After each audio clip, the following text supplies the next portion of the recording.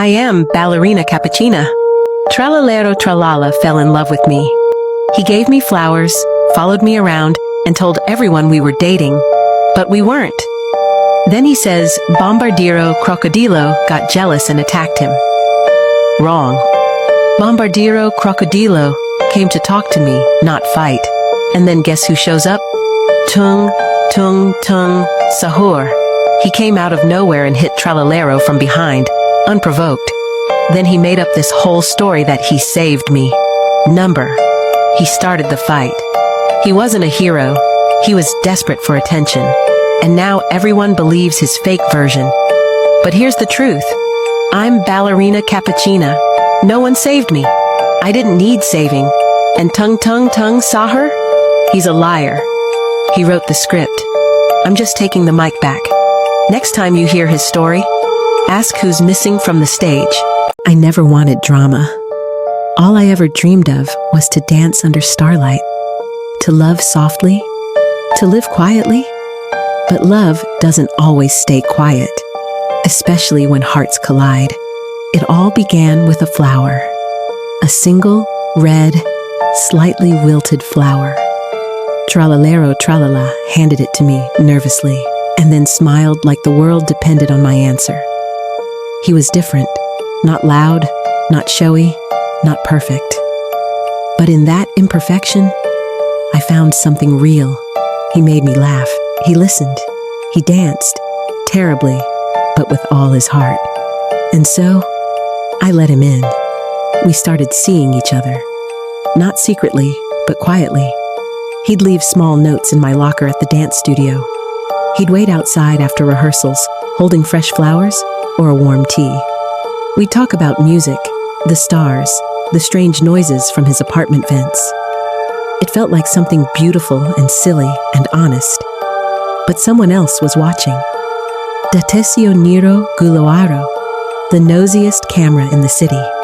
He followed us, snapped photos without a sound, and delivered them straight into the claws of Bombardino Cocodrilo, Tralalero's best friend, and someone who once told me, if I ever love, it will be you, and if I can't have you, no one should.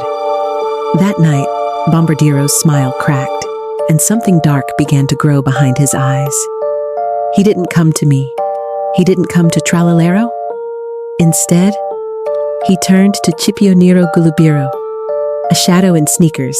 He followed us like a ghost with a notepad. Every date, every laugh, every moment of closeness. Documented, measured, weaponized. It was no longer about love. It was about possession. Then came the evening I'll never forget. A cool breeze. The moon above us, shaped like a soft spoon in the sky. Tralalero and I were walking down the old path behind the fountain. He was humming something, a melody he said he wrote for me. I was smiling. For once, I wasn't thinking about the tension in the air. For once, I forgot the watching eyes. And then, Bombardino stepped out of the shadows. He looked tired, angry, broken. His voice cut through the night. You betrayed me, he said. You knew I liked her. You knew. And Tralalero, without flinching, answered, she's not yours to like or keep. She's her own. And I just stood there, heart racing, watching two hearts tear each other apart. Then, out of nowhere, dun Sahur. The flash of movement, the sound of something hard meeting flesh, and then Tralalero crumbled to the ground. I screamed, everything blurred. Bombardino didn't even look back. He just turned and walked away with his gang, like we were nothing, like it never mattered. The hospital was cold, white walls, quiet beeping. Tralalero was silent for days. When he finally spoke, he whispered, he was my brother. And then, I'll make him regret this. Something had changed in him. He wasn't just healing. He was transforming. No more clumsy smiles. No more jokes about coffee being soup for grown-ups. Only silence. Only focus. He started training, planning. He met in secret with people I didn't know. Brr brr Patapim, Sirenita tambourine, vroom vroom pistolino, who only spoke in engine noises. He was building something, not just a comeback, a warpath, and while he prepared for battle, so did Bombardiro. He gathered his own circle, Dun Dun Sahur, of course, Snako Lako, who chewed wires for fun, and Mago Bruto, a magician who used to steal dreams for practice. They were ready for war, both of them. And me? I stood between two tidal waves, one built from heartbreak, the other from pride, both claiming to love me, neither asking what I truly wanted. I just wanted peace, to dance, to heal. But now, I can feel the storm coming, and when it arrives, I don't know who will survive. But I do know this: I'm not just a prize. I'm not a secret. I am not a girl to be fought over. I am Ballerina Capuchina. And this is just the beginning. I tried to stop it. I reached out to Bombardiro. I wrote him a letter, not to forgive, not to excuse, but to remind him who he used to be. The crocodile who gave his lunch to a lost kitten.